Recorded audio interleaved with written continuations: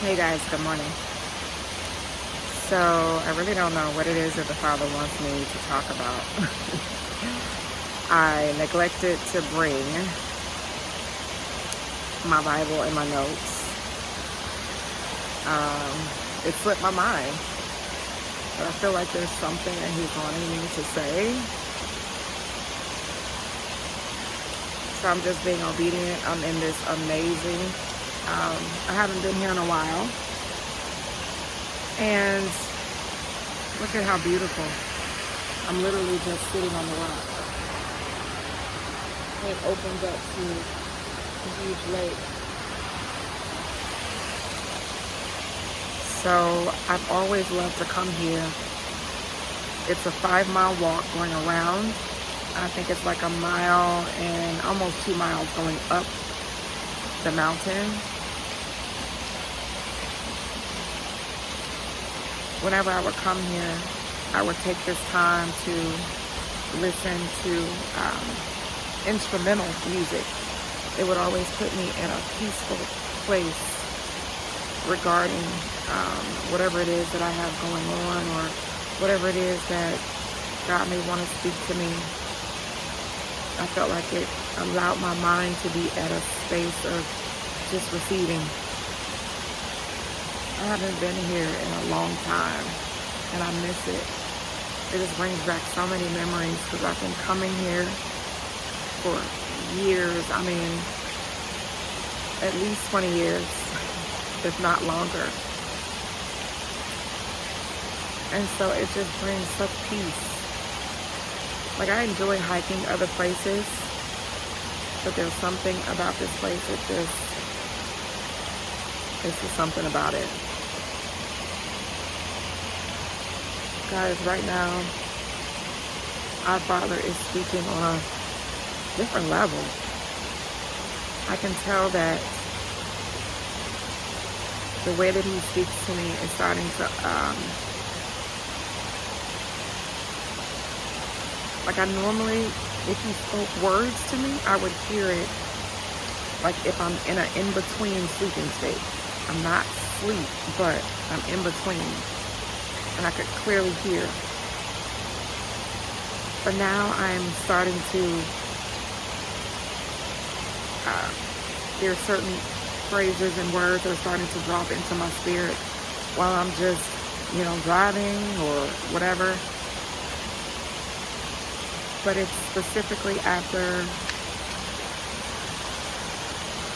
speaking and asking for Him to reveal whatever it is that's on His mind that He wants me to know, and that I'm listening. And so many times He wants us to, instead of spending so much time speaking to Him, He wants us to listen. He wants us to hear what it is that He is saying.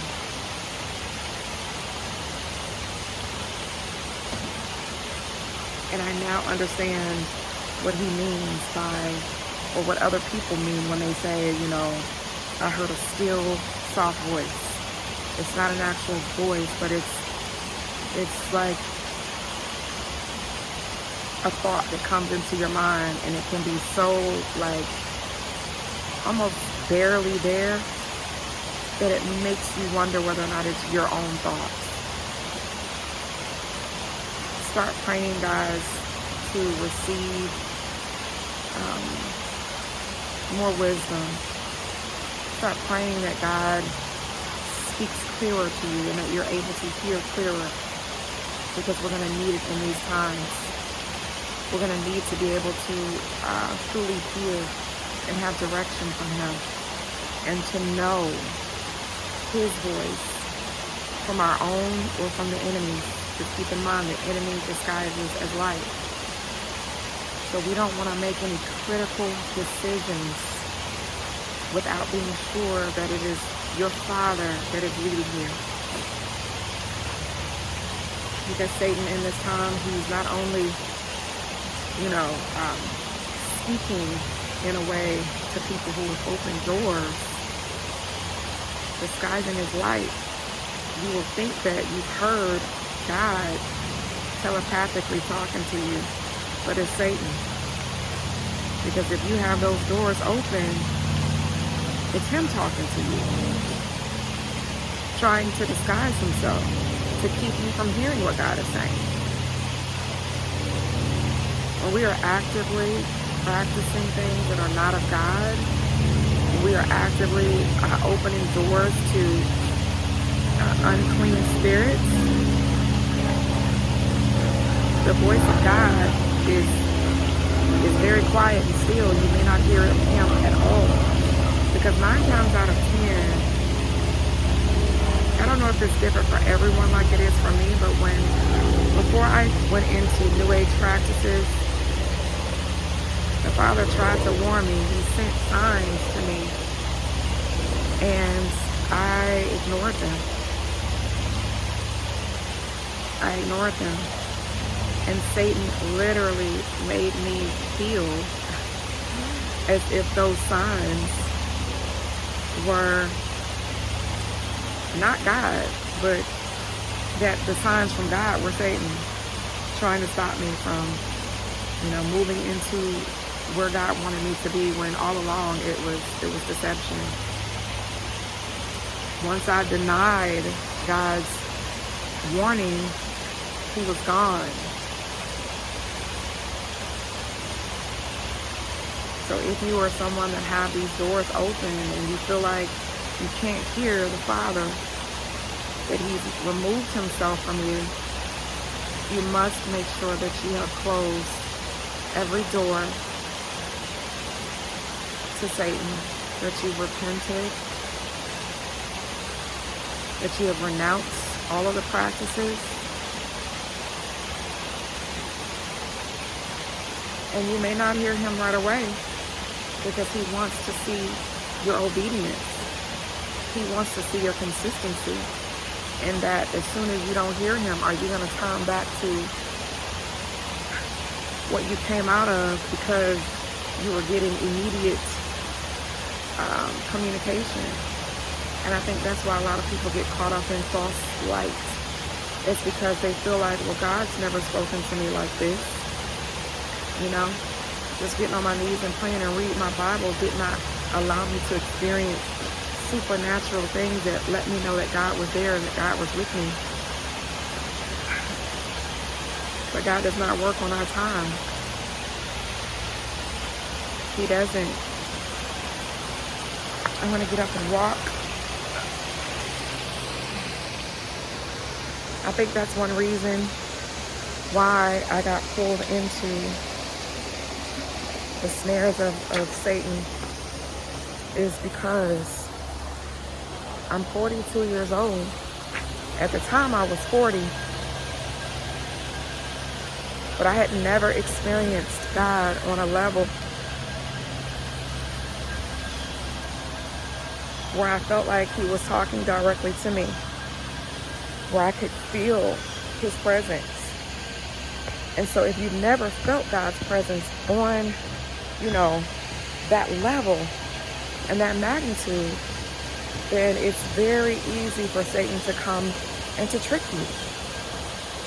If you've never experienced anything that is supernatural, then anything that's supernatural that doesn't seem malevolent or evil, then you're going to assume that it's God. That's what I want to make sure that I get across to people. The reason why the Bible says to test the spirit. You must test the spirit because Satan disguises his light. So just because you are experiencing supernatural and it makes you feel like you're at peace, or that you're learning more about who you are, but you are doing things that are in the Bible that are forbidden, I can guarantee you, and I can put my life on it, that it is not God, and that it is Satan that is disguising in order to keep you bound and to keep the truth hidden from you. He doesn't care whether you think or feel like you are at peace. He doesn't care if you think or feel like you found yourself. As long as he knows that you are not following the one true God, as long as he knows that you are in darkness, as long as he knows that he's bamboozled you to believe what is not true. But what Satan wants is to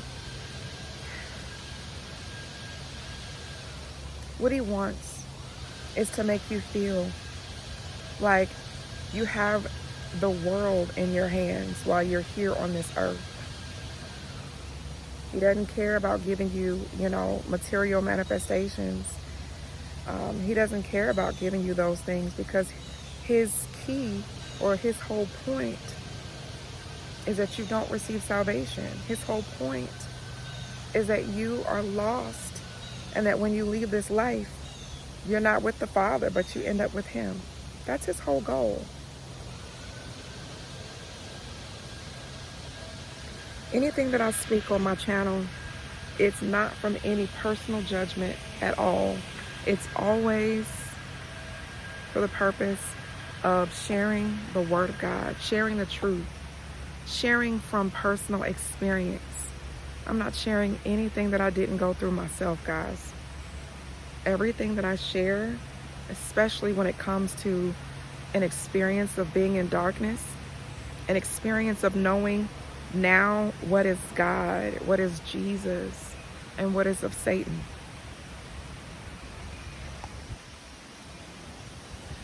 Even though that experience was hard,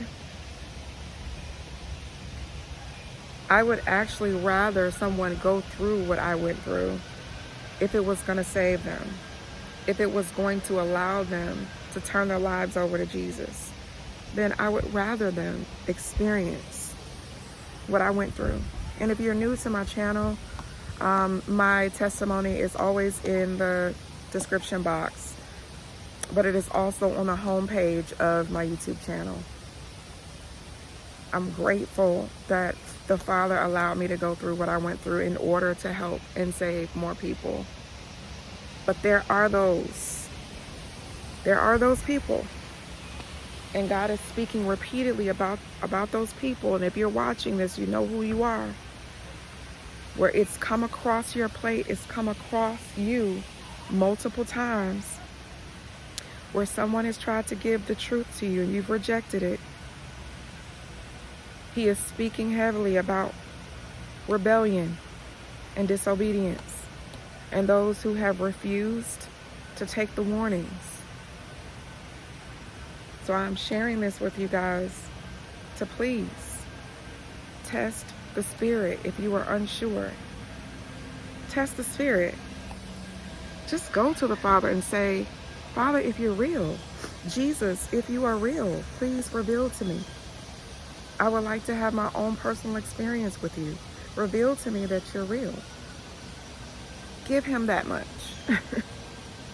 Many of you have not done that because you feel like there's no way that I've experienced all of this stuff. There's no way that I've had this much revelation. Look how beautiful. And this isn't the right place, the right positioning for me. Even people have built businesses based off of lies. And I'm pretty sure if you've done that you're a lot like me, because I experienced the same thing. I was making crystal bracelets, selling them, based on its healing power, and not realizing that the things that are placed here on this earth, we cannot give it power. It's just that. It's just a beautiful stone. We can't give it the power before giving or understanding that that power comes from Jesus. The only power that we need in order to heal us, to protect us, to cover us, to guide us, to lead us, in any and everything in our lives, is Jesus. We don't need sage. We don't need crystals. Okay? We don't need to go get a Reiki session. We don't need a psychic to tell us false truths in order to lead us down a dark path, because that's what's going to happen.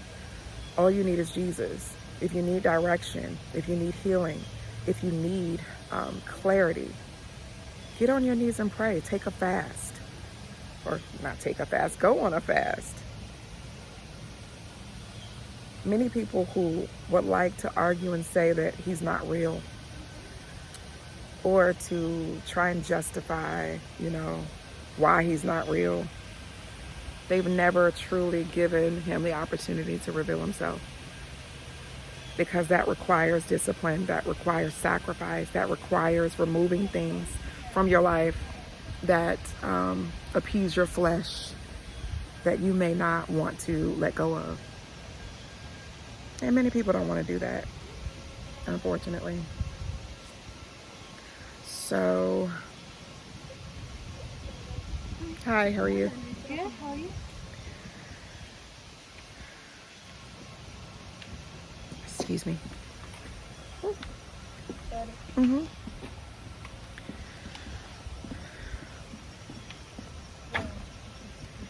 Well, guys.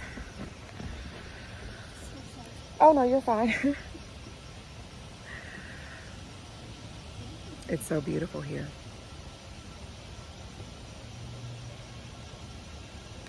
I just wanted to come and do this quick video.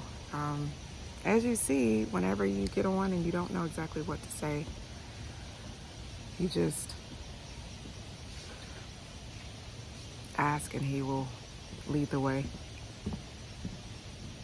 Ask and he will lead the way. I ended up with a whole video, a whole message that was unplanned. Not all messages need to be planned. That also speaks to some of you who God has instructed you to get in front of a camera and speak. If he has instructed you to do so, I would advise you to be obedient to it. I would advise you to be obedient to it.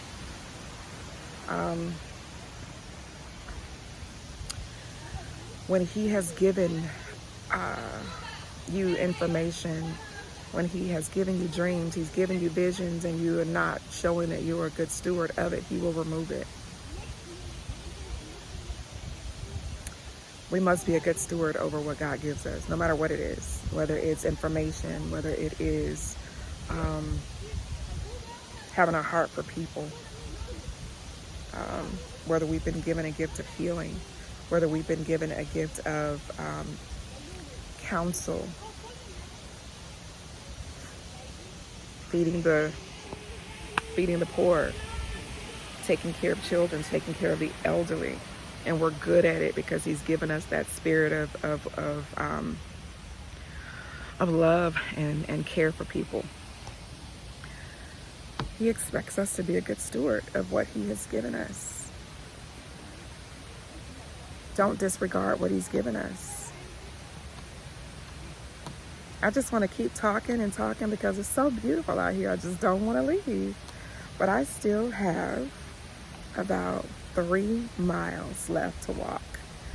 But I just had to stop and kind of bask in this beauty. And I do have another message that I probably will work on tomorrow. There's people out here on the water. I don't know what you call those things. It's like a board that they're standing on, and they're like paddling themselves through the water. Even though it's fall now, it is fall.